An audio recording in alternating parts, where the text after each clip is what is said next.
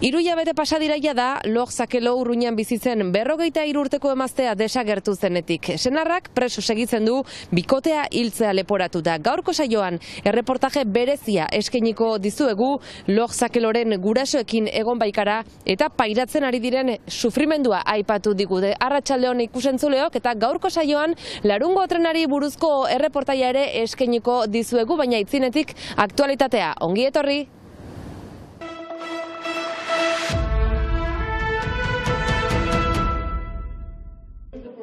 Baionako ospitaleak 18 milioi euroko defizita du 400 milioko aurrekontuarekin, eta zuzendaritzak lan ordutegi eta plangintzen berrantolaketa bat negoziatu nahi du sindikatu eta langileekin bihar bertan hasiko diren negoziaketen bitartez. L'organisation des services, les modalités d'élaboration des plannings. Zerbitzuen antolaketa hau egiteko modalitateak eta 2022tik martxan den lekuko akordioak beste ospitale batzuek ez dituzten gastuak suposatzen dizkiera dio.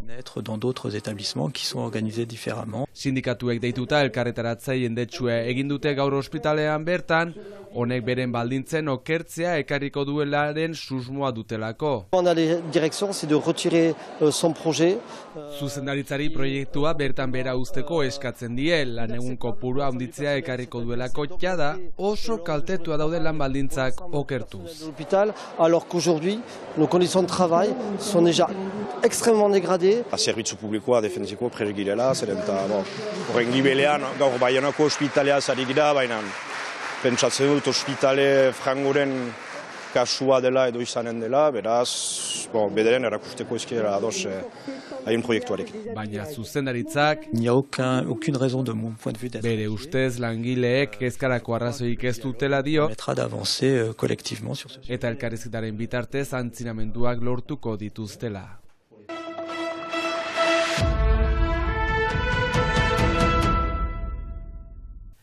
Hiru hilabete pasa dira jada Log Zakelo Urruñan desagertu zenetik. Geroztik poliziak ez du 43 urteko emaztearen arrastorik aurkitu. Senarrak preso segitzen du Mondo Magzango kartzelan bikotea hiltzea leporatuta. Log Zakeloren gurasoek bikoteak dituen 5, 7 eta 9 urteko aurren zaintza lortu dute.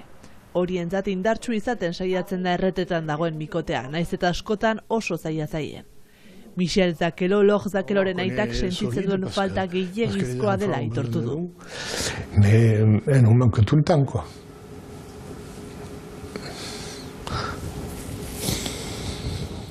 Egoerarekin gaindituta sentitzen dira. Il lui arrive un truc comme ça. Horrelako zerbait gertatzen bazaizu hausten zaitu. Bizi osorako kondenatuak direla uste du. On est condamné à perpétuité, nous. Jakin da urte hasieran dibortzioa eskatu ziola Log Zakelok bere senarrari. Amak dioenez, Logek sufrimendua eta segurtasunez sentitzen zuen bere egunerokotasunean. Senarraren pertsonalitateaz ere aritu daita, bere hitzetan zorrotza zen aurren hezkuntza. Il est un peu psychorigide pour le. Aurrek ez zuten eskubiderek pantaiak erabiltzeko, zorrotza zen, baina berak aldiz ordenageilua ikusten zuen etengabe.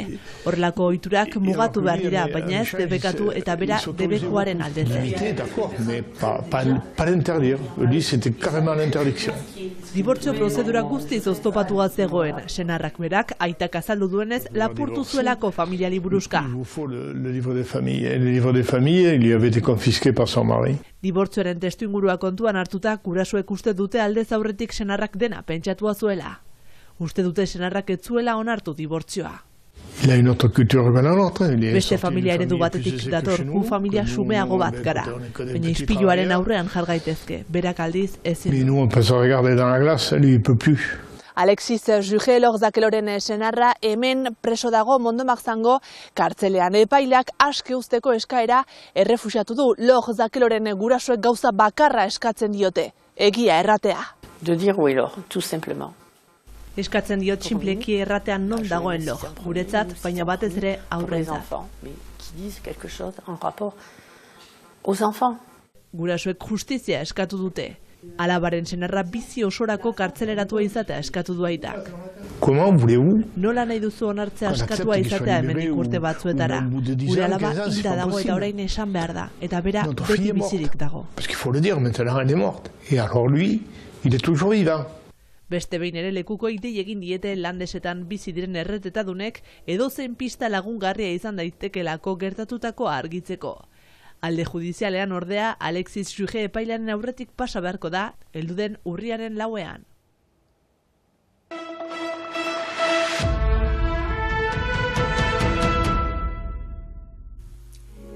Ehun urte jendea tontorrera igo eta jeisten.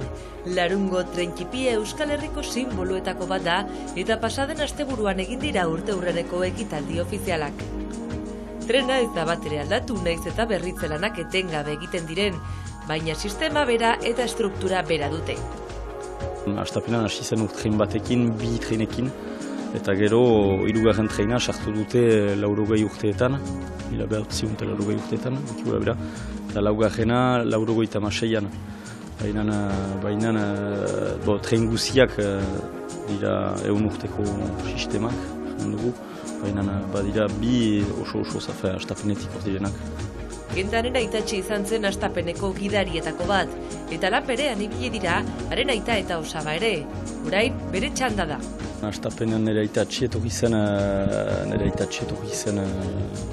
sararat eta lajunerat lanean eritzirat, eta hartu zuen pixkat bere arduran mekanika eta taile juntako baden lan guzia.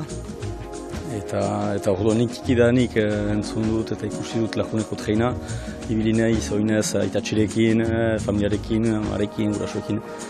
Eta beti mendiuntan oinez, beti treina ikusi dut pasatzen, eta beti izan dut pixkat hori buruan, eta azkenean gero etxean ere aitarekin ikasi dut pixkat nire eskuekin lan egiten. Aitatxik erretreta hartu zuenean idatzi zuen poema bat ere topatu zuten, eta bertan atxikitzen dute lehen trenean. Eta kapu baten gibelean poema bat idatzia eta azkenan izenpetua zen Emil Gijarron ere itatxien izenpetua zen eta idatzi zuen poema hori bere zentaleno bazuten gidari bakotsak bere treina eta bera gutiago ziren eta bakotsak bere azuten eta bere treinean idatzi zuen poema hori pixkat bazuen bere treinaren zanbaitasun hori adierazteko. Eugenia de Montijo Napoleon hirugarrenaren emazte izan zen ari zortzaio gaur egun larunek duen fama. Tokiaz maite minduta, tren bat egitea proposatu baitzuen, naiz eta hark ez zuen ezagutu 1924an. Orduko itxurari eusten dio egun trenak, ez da apenas aldatu. Patrimona da eta nik nahi dut segiarazi atxiki hori, hola, eta ez behitu atxiki hola historikoa, eta hori dut politatxe baten. Kremailera tren bakarrenetakoa da, oso sistema berezia da eta mantenulan garrantzitsua du. Urte osoan zehar, 15 lagun inguruko ekipa dute. Hemen sartzen da, eta treina, aintzinatzen delarik, tak, hortzak sartzen dira barnera. Eta treina hori esker badoa goiti hola. Bada, ajuda handi bat hemen, eta ajuda handi bat hemen. Eta bi ajuda horiek, atxikitzen dute karga guziak kremaieran. Hemen eta hemen dira frenoak, hastak. Orduan, horrek du blokatzen sistema guzi hori, berbalima dira gelditu, hauek dute ajuda blokatzen. Dena esku artisau moldean egiten da hemen, eta jakintza belaunaldi batetik bestera transmititzen da. Ez da eskolik, ja olako treinako soguti existitzen dira, eta ez da eskolarik horrentzat. Dena transmititzen dugu. Azken urteetan eraberritzelan handiak izan dira, geroz eta jende gehiago ere ibiltzen baita, eta masifikazioa bilakatu da erronka nagusietako bat. Burdinbide osoa berritu dute berriki, 27 milioi euroko lanak izan dira, gehien bat departamentuak finantzaturik. Bisitari, laborari eta bizilagunen arteko elkarbizitza erronka gisa, urtero 350.000 lagun inguru pasatzen baitira. Eta larungo tontorrak eskaintzen digun ikuspegi ederraz gain, beste irudi historiko ez ere goza dezakegu urteurren honetarako hemen geltokian jarri duten tren berezi honetan. 1924-2024 larungo trena igoera mende bat izeneko erakusketa abenduaren 3 bitartean izanen da ikusgai. Irudi hauekin amaituko dugu gaurko saioa, bihar arte.